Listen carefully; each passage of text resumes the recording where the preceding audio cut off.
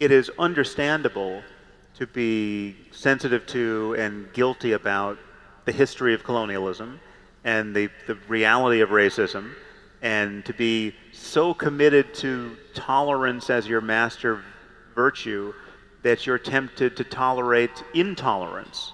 You've expended a certain amount of reputational energy and much more on the jihadists. In your battles, shall we say there, how much allyship, to use a very voguish term, have you found from fellow secular, rational people who want to love and reason like you? Well, that is a leading question, isn't it? I've got fingers if you need more. Yeah. No, your fingers are safe.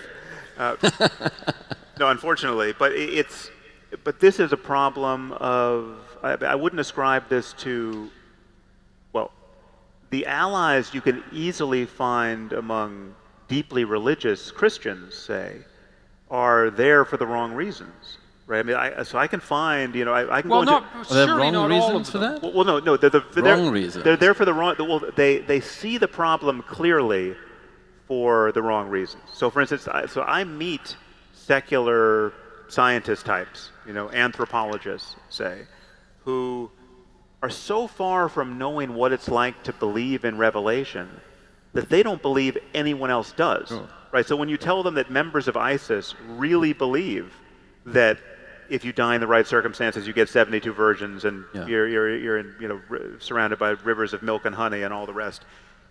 If you go into the ivory tower, you meet people who don't believe that anyone believes that stuff. But if you go into a megachurch, they know people believe that stuff because they believe their own dogmas, right?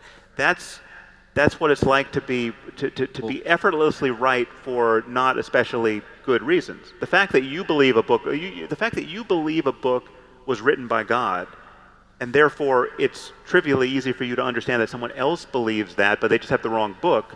That's not the rational basis for understanding our circumstance that we're looking for. I'm not saying whether one is right and one is wrong, but one seems to have more commitment in that. And in one battle you're fighting, commitment may be important. Yeah, indeed. There may be many reasons why the people who deeply want to love and be rational are absolutely no damn use in that fight.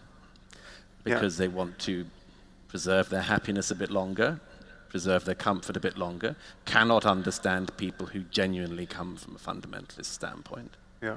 And there's also other, to steelman their case for a moment, it is understandable to be sensitive to and guilty about the history of colonialism and the reality of racism, and to be so committed to tolerance as your master virtue that you're tempted to tolerate intolerance and not recognize it to be cowardice, which in fact it is. Making tolerance your core value is much different than making truth your core value, which is an interesting thing, because, and perhaps this is one of the places where you and the fundamentalist radical leftists, let's say, differ, is that the core value that's emerging there is definitely one of tolerance, whereas the core value that you espouse is one of truth.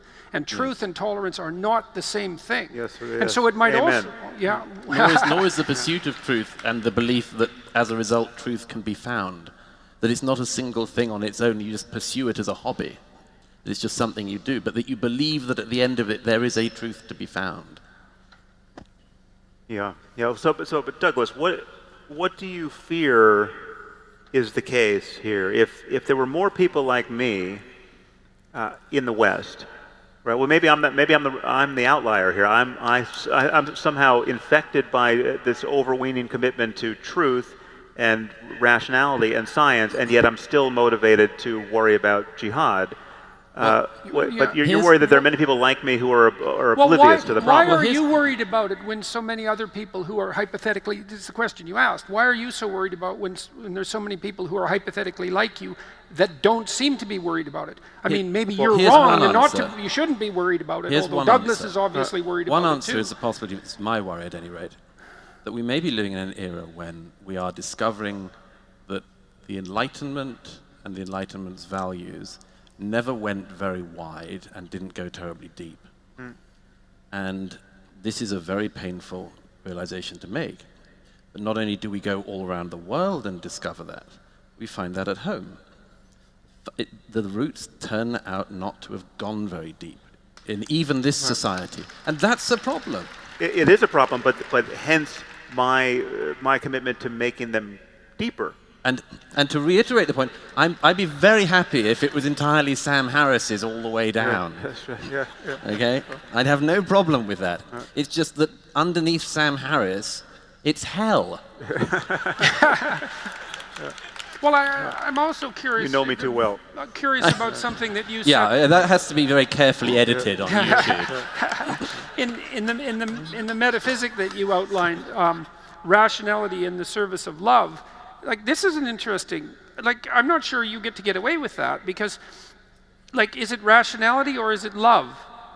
Because I don't understand the place in your conceptual system for love, given your emphasis on rationality as the ethic of, as the mechanism of ethics. So I would say, to the degree that I smuggle in Jesus, which by the way isn't accidental in some sense, and I'm fully conscious when I'm doing it, you smuggle in love, and it essentially plays the same role. Well, no, love is an experienced reality. I mean, love is a state of consciousness. It's a state of, and I wouldn't ultimately. Is it a fact? Well, it's a fact that one can experience it or not. Well, to varying degrees. Yeah, but that's not the same thing. No, it is. No, it is. I mean, there are It's a fact that you can experience something, but the thing that you're experiencing is, there's also the thing that you're experiencing as a fact. Well, no, there are facts about the range of human experiences. I mean, I think, and not even just human, just conscious experiences. That if we can build computers that can feel love, I mean, that's not inconceivable, and we'll either succeed in doing that or not. But consciousness admits of a range of experiences, and love is one of the best on offer. It's not the only one we care about, but it's the one that anchors us to a positive commitment to the well-being of other conscious systems. And but the crucial thing is the fact. I agree with you. It is a fact that loving someone entails a really, I mean, there are love and its counterfeits, right?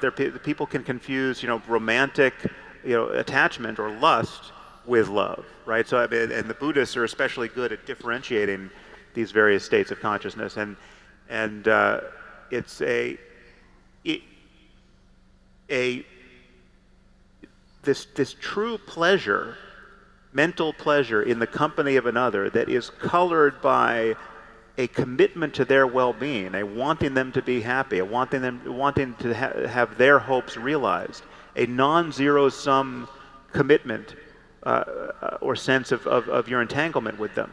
And you can see your failures to love. I mean, you can be with people who you think you love. I'm with my best friend, say, and I just find out something fantastic has happened for him, and let's say in his career, and I feel a moment of envy, say, well, then you see, well, okay, just how much do you love this person if your first reaction to something good happening to them is you feel poorer for it, right? That's the Cain and Abel story.